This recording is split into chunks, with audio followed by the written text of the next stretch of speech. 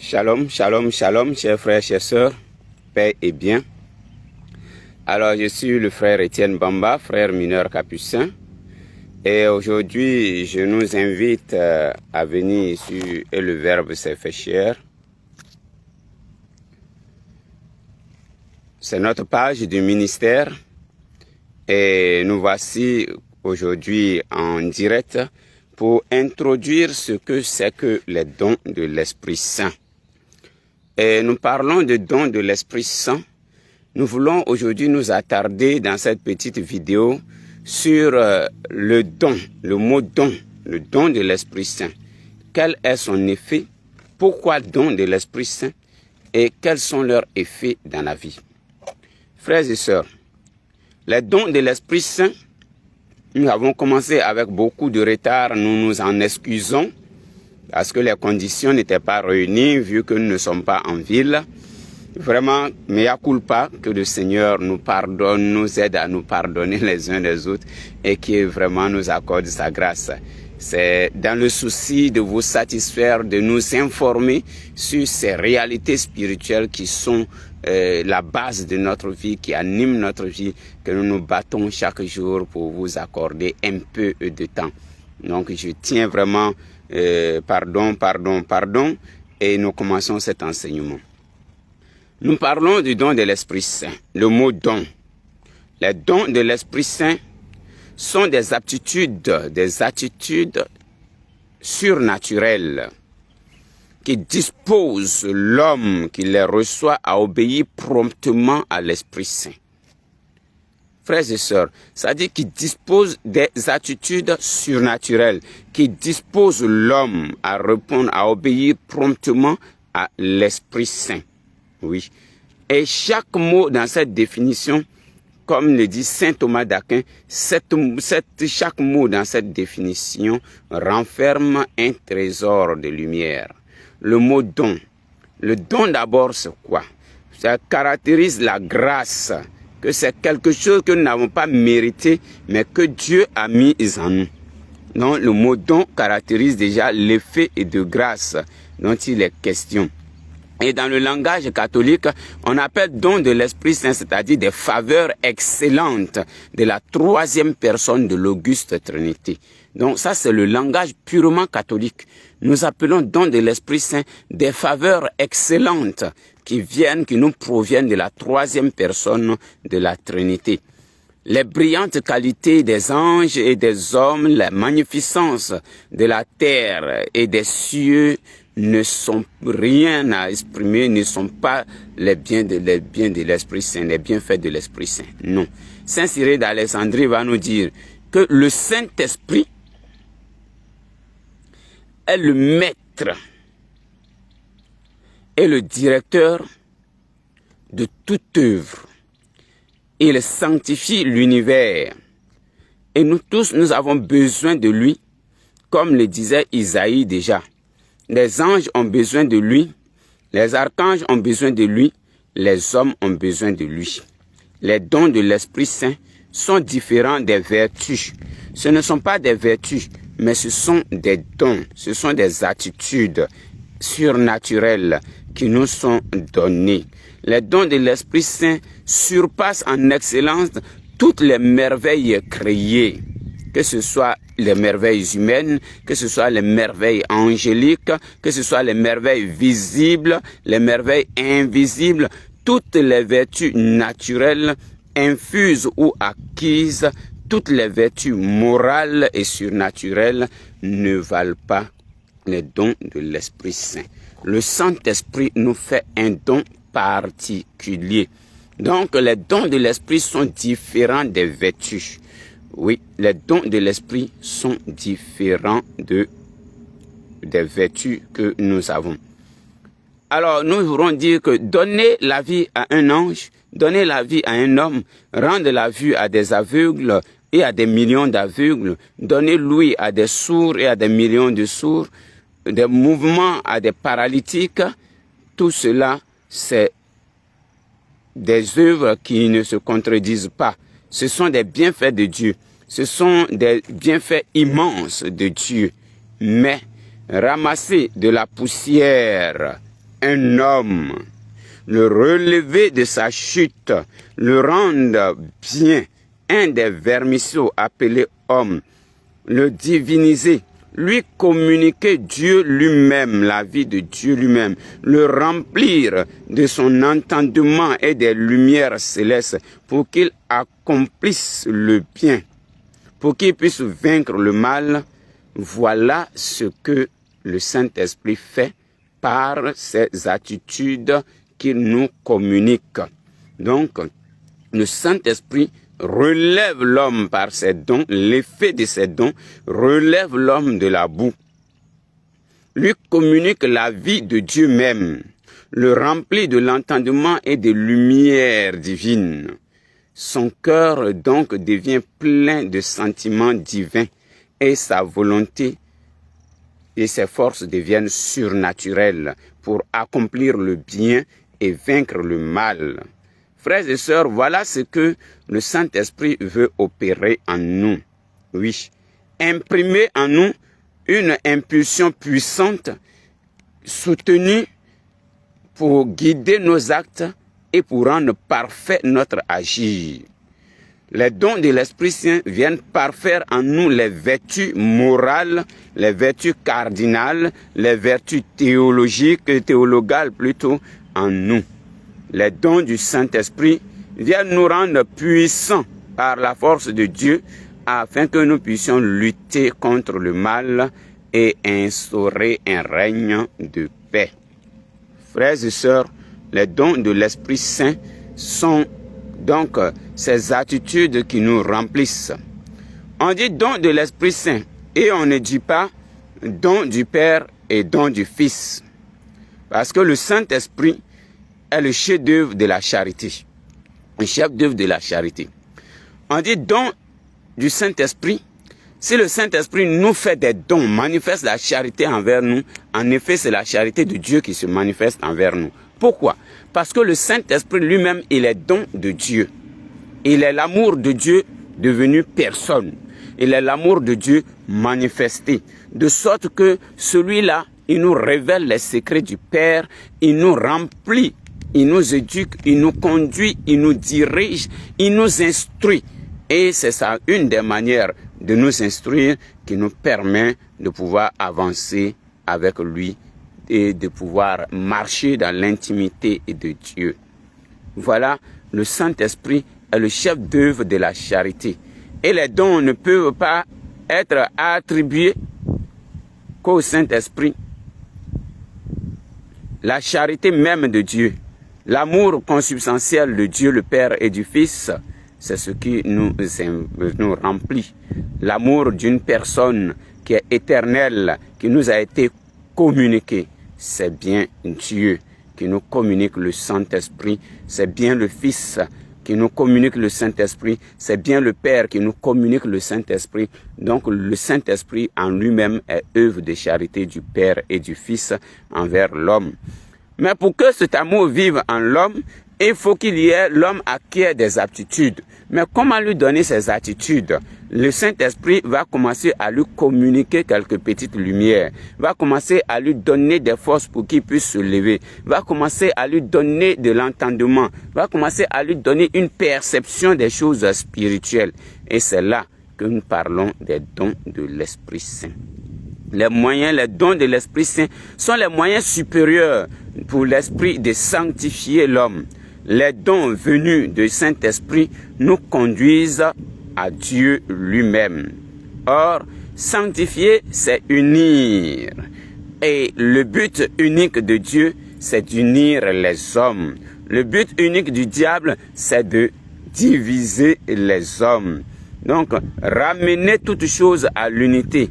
D'une part, Dieu étant un et unique, bon, il ne peut nous laisser être divisés.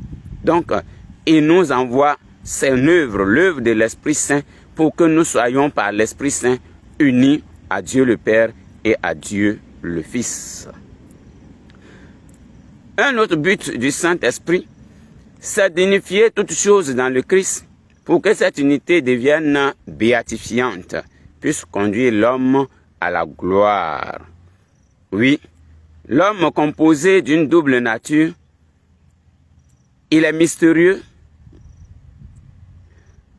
Il appartient à un monde mystérieux. Il appartient également au monde matériel. Donc la partie spirituelle en l'homme doit être unie à la partie naturelle pour qu'il soit un, pour que lui-même soit un, comme Dieu le Père est un. Donc le psaume a bien raison de dire « Unifie mon cœur pour qu'il craigne ton nom. » Unifie mon cœur pour qu'il craigne ton nom. En unissant l'homme à Dieu lui-même, d'une union surnaturelle, Dieu sanctifie l'homme, car il unit de la manière la plus intime à la sainteté par excellence, la sainteté par essence. Donc Dieu unit l'homme d'une manière plus intime à lui pour qu'il arrive à la sainteté par excellence. La sainteté par essence, c'est Dieu lui-même. Alors, de ce point de vue, les dons de l'Esprit Saint, quand nous disons, maintenant nous allons décortiquer cette définition que nous avons donnée au départ.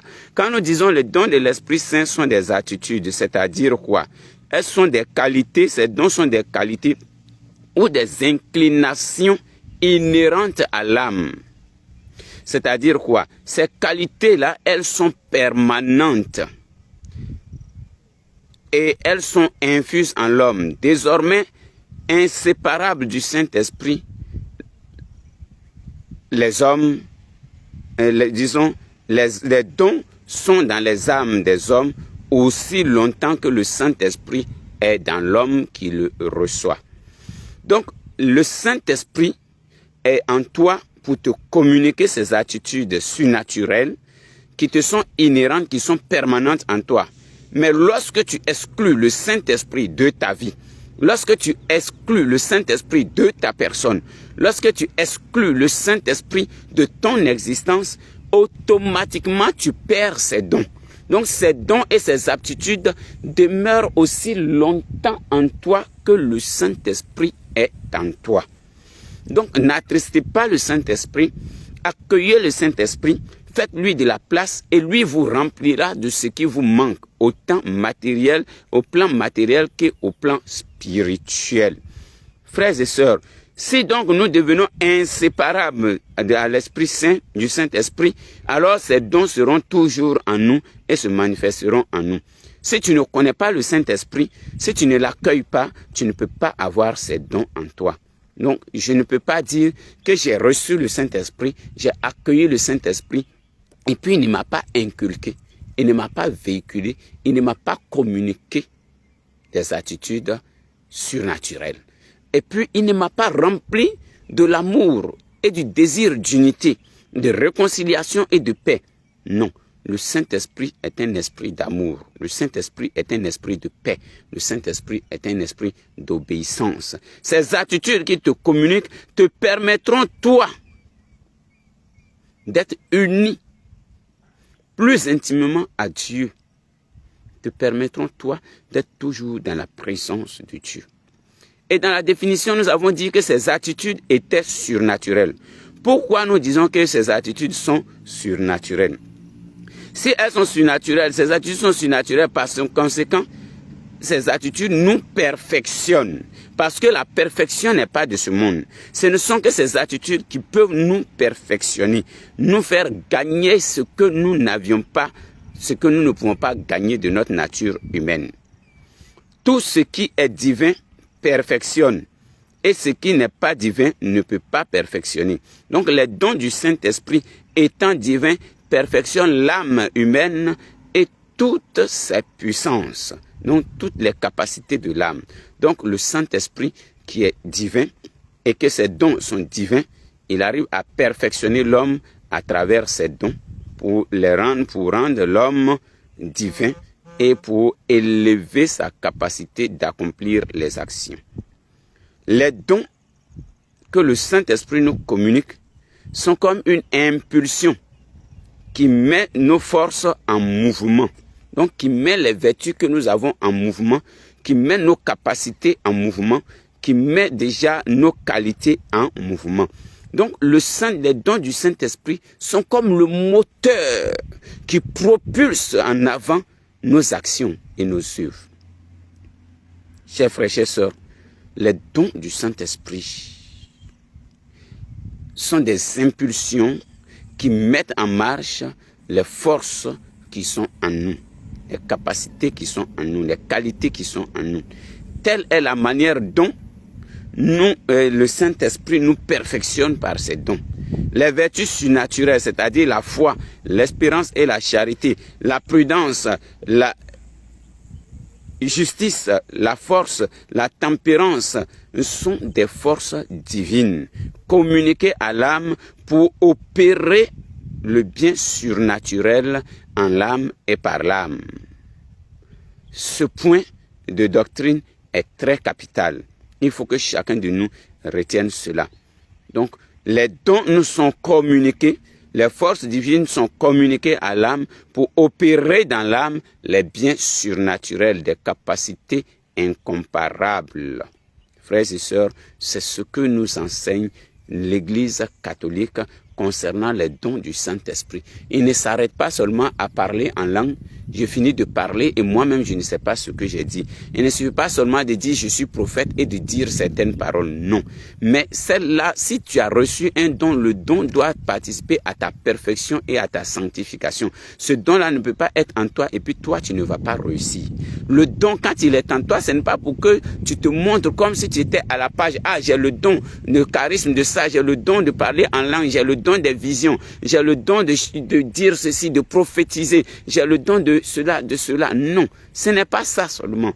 Le don doit nous perfectionner. Le don doit faire qu'on sente que nous sommes passés d'une étape à une autre étape supérieure. Le don, lorsqu'il se manifeste en nous, nous ne pouvons pas l'arrêter parce que nous ne savons pas comment il commence. Nous pouvons provoquer sa manifestation tout en regardant que le Saint-Esprit est en nous, tout en regardant que c'est une force qui nous conduit. Donc personne ne peut imaginer autre chose. Mais c'est la force, c'est la bénédiction de Dieu qui est en nous à ce moment. En ce moment, le don prend le contrôle de toute la situation, de tout mon être, le contrôle de toute ma personne pour qu'elle puisse avancer. Donc je ne peux pas parler et rester au même niveau. Non, je ne peux pas manifester les dons de l'Esprit Saint et puis ne pas avoir de l'impact. Quand Pierre, Jacques, Jean, Paul et les autres ont reçu le don du Saint-Esprit, mais ils sont partis de hauteur en hauteur. Ils sont partis de force en force. Donc, le don de l'Esprit Saint doit nous pousser vers une perfection, vers un changement, vers un accomplissement, vers une réalisation, vers des lumières plus profondes, vers une intimité avec Dieu. Donc, ça façonne ton être intérieur, frères et sœurs. Et la définition finit en disant que ces dons-là, ces aptitudes surnaturelles inhérentes à l'homme disposent l'homme à obéir promptement au Saint-Esprit.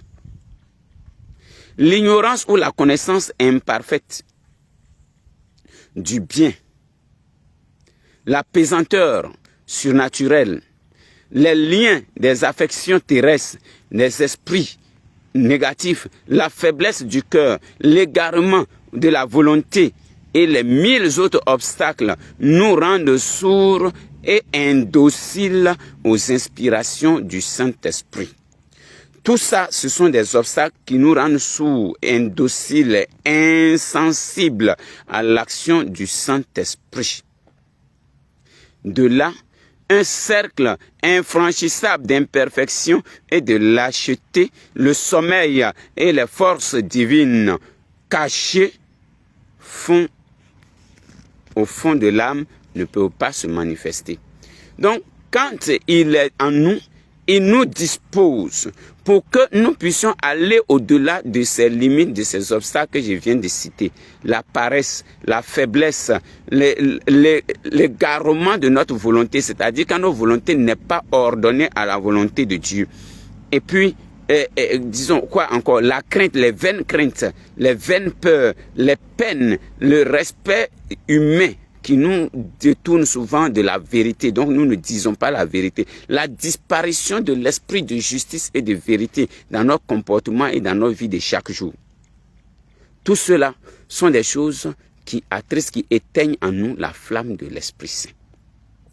Ce qui allume en nous la flamme de l'Esprit Saint, c'est le désir d'accomplir la volonté de Dieu, le désir d'agir selon le cœur de Dieu, le désir d'appartenir à Dieu, le désir d'aimer son prochain, son frère, de pardonner, de se réconcilier. Les temps d'intercession, les temps d'adoration, les temps passés avec Dieu, les temps de prière, de lecture de la parole de Dieu, aspirer après l'Esprit Saint, le demander et le supplier. C'est ce qui viendra nous combler. Vienne donc l'Esprit Saint avec ses dons dans nos cœurs. C'est le feu dont la vie, dont la vive lumière éclaire l'entendement de l'homme, dont la chaleur échauffe le cœur de l'homme refroidi et découragé. C'est le vent véhément du cénacle qui jadis apporta les flammes de feu sur la tête des apôtres, qui brise toute résistance et toute insoumission dans le cœur de l'homme. C'est le Saint-Esprit est comme la lumière ou encore l'énergie divine qui, circulant dans toutes les facultés de l'âme, anime l'âme et anime ses facultés, les ébranle, les pousse vers le monde supérieur et en les rendant toujours à la disposition de Dieu. Ainsi, il rend le chrétien, le croyant, celui qui est attaché à Jésus-Christ, il le rend donc supérieur à lui-même. Donc, il pousse l'homme à un certain dépassement de soi, de ses qualités naturelles, de ses qualités humaines, et permet à l'homme de travailler à sa propre perfection personnelle, parce que ces lumières te permettent de déceler tes imperfections, de déceler tes faiblesses, de déceler tes limites. Ainsi donc, le salut vient jusqu'aux portes des frères et des sœurs du Verbe incarné. Mon frère, ma sœur, ne sois plus lent, ne recherche pas cela en disant ce sont des dons, des cadeaux. Il y en a qui disent, moi je suis prophète, mais ton prophétisme n'arrive pas à te sortir d'affaires. Ton prophétisme n'arrive pas à porter les gens à être unis. Il y en a qui disent, j'ai la vision, le don des visions. J'ai le don de faire des songes. J'ai le don de ceci, de cela. Mais cela n'arrive pas à te permettre de rendre meilleure la condition de vie de tes frères, de tes sœurs, à élever ton ministère, à l'établir fermement dans la grâce divine.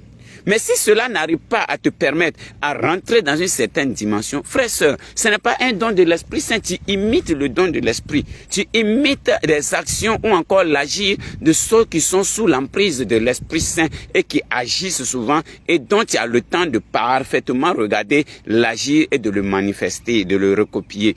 Tu ne dois pas être à ce niveau. Quand le Saint-Esprit descend en toi et dépose en toi son don, il t'inculque ses attitudes supérieures, surnaturelles, inhérentes à ton âme. Il te dispose de l'intérieur à être obéissant à la voix divine qui est en toi, à la voix de Dieu qui te communique, qui se communique à toi, qui te parle et te dispose à comprendre, à entendre, à voir, à sentir, à donner, à manifester l'agir de Dieu même envers les frères et les sœurs.